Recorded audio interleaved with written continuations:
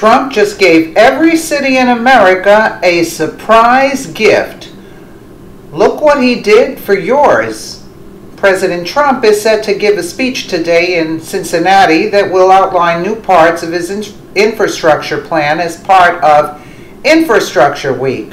On Monday, he unveiled one part of the plan, modernizing and reforming America's air traffic control system, but it gets even more exciting. Today, he is expected to talk about his ideas for giving federal grants to rural areas, along with states and municipalities to fund their own projects. President Trump will distinguish his plan from Obama's 2009 $787 billion stimulus package by insisting on accountability of how federal tax dollars will be spent instead of just substituting federal highway dollars for state dollars.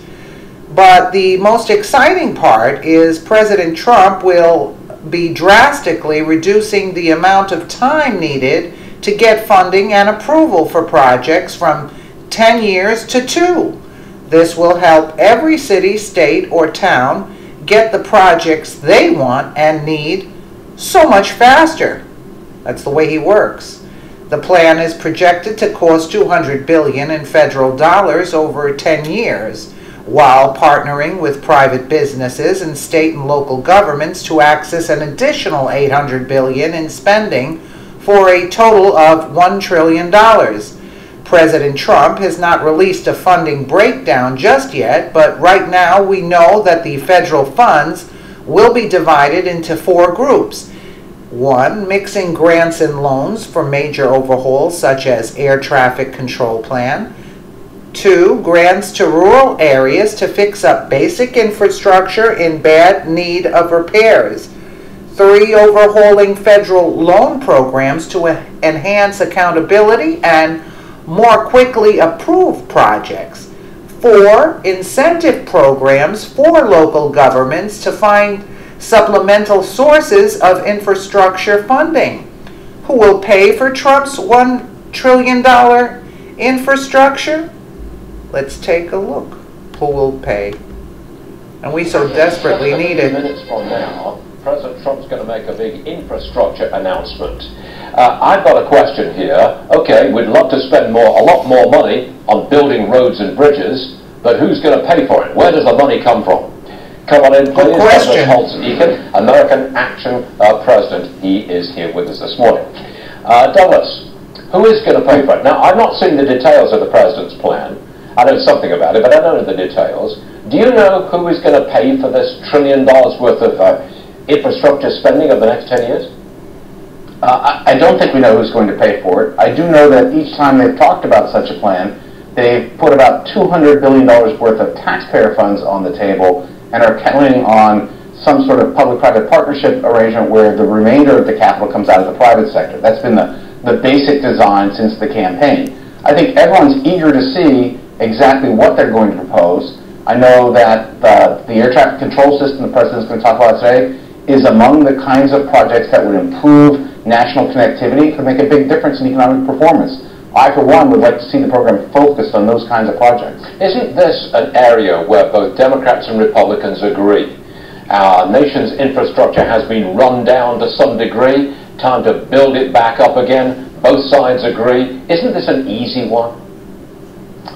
It should be an easy one, but you run into problems. The tradition in this area has been to overpromise what you can do, try to do it too fast, do things like stimulus and waste the money. So you need to have an approach that says, let's identify genuinely impactful projects, let's figure out the way we can fund them with the least taxpayer exposure to the costs, and let's expedite the construction and the approval. Not everyone's been on board with all the details, and certainly when it gets to the let's fund it part, who pays, then things start to break down because Democrats inevitably say, oh, well, there's no wasteful spending in the federal budget. We can just raise taxes. That'll take care of it. And I don't think that's going to fly. But if you look across the spectrum of what the legislative schedule looks like, and you've got Obamacare reform, you've got tax reform, you've got the debt ceiling, and you've got the infrastructure plan, it would seem to me that the easiest would be the infrastructure plan. Would you go that far? I would think so, yes. I mean, certainly, I don't think there's going to be a big disagreement about the projects. I think there will be some fussing about who pays. Inevitably, you know how this works. Everyone wants someone else to pay for it, and that's not going to add up. So I think the key part of the design is going to be the president making the case that they have the projects, they've identified them, now let's go fund them and get this done. Okay, Douglas Holt-Zieken, as always, thanks for joining us, sir. Much obliged to you. Thank you. Thank you. Well, we don't know who's going to pay for it yet. This plan sounds awesome. President Trump was a building developer for nearly 50 years, so of course he knows what it's going to take to fix America's broken down infrastructure. There is going to be a lot more news about this plan, so stay tuned. Yeah, that's questionable as to who's going to pay, but they've been spending money on garbage so many years. Obama's wasteful spending. So I'm more than sure they can come up with some kind of a plan. Let us know what you think in the comments below, and thank you so much for watching.